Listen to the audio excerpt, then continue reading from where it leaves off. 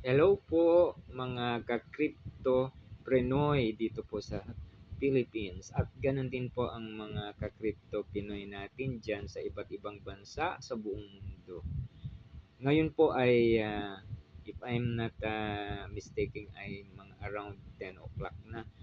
Medyo na late po ang aking pagpa-vlog kasi I was in discussion with my community about the yung pag-iisa po, the merging of cryptocurrency and network marketing.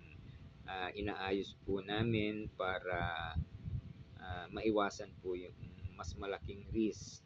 Of course, hindi naman nawawala yung risk. Yun lang po, dapat po maliit po ang risk. Less risk, calculated risk.